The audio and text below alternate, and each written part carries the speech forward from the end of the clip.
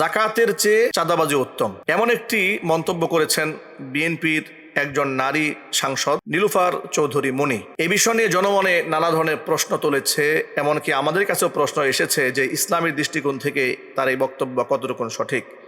দেখুন, প্রথমত বক্তব্য হচ্ছে, চাঁদাবাজি বলতে আমরা অবৈধ চাঁদাবাজিকেই বুঝি, যা রাষ্ট্রীয়ভাবেও নিষিদ্ধ, ধর্মীয় দৃষ্টিকোণ থেকেও টোটালি হারাম, যা জুলুম করে মানুষের সম্পদকে আত্মসাৎ করা বোঝায়। 1 নম্বর।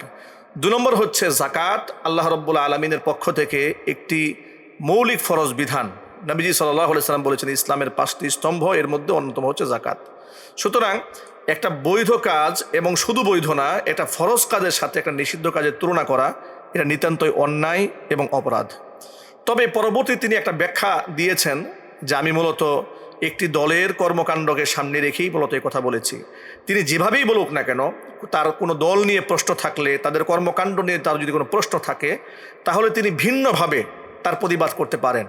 তারা যদি দলের নামে কেউ জাকাত গ্রহণ করে থাকেন, সাদকা গ্রহণ করে থাকেন, তাহলে আপনি তার প্রতিবাদ করুন যে আপনারা এটা অসহায় মানুষের হক নিয়ে আপনারা ছিনিমিনি খেলছেন ইত্যাদি।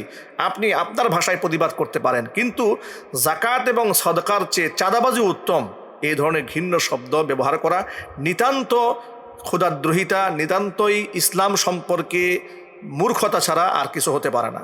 আমরা শুধুমাত্র জনাব নীলুফার চৌধুরী মনি তাকেই বলছি না, বাংলাদেশে এরকম অনেক ব্যক্তিরাই ইসলাম সম্পর্কে কথা বলতে গিয়ে খুব বাজে কথা বলে ফেলেন, কিংবা দেখা যাচ্ছে ইসলামিক রাজনীতিবিদদেরকে ঘায়েল করার জন্য অনেক সময় তারা ইসলাম সম্পর্কে অনাকাঙ্ক্ষিত শব্দ ব্যক্ত করেন। আমরা সেই ব্যাপারে তাদেরকে সতর্ক করছি যে ধর্মীয় ব্যাপারে বক্তব্য দেওয়ার আগে অন্ততপক্ষে জবানকে হেফাজত করতে হবে, এবং সাথে সাথে ধর্ম সম্পর্কে সম্যক জ্ঞান রেখে তাদের বক্তব্য উপস্থাপন করতে হবে।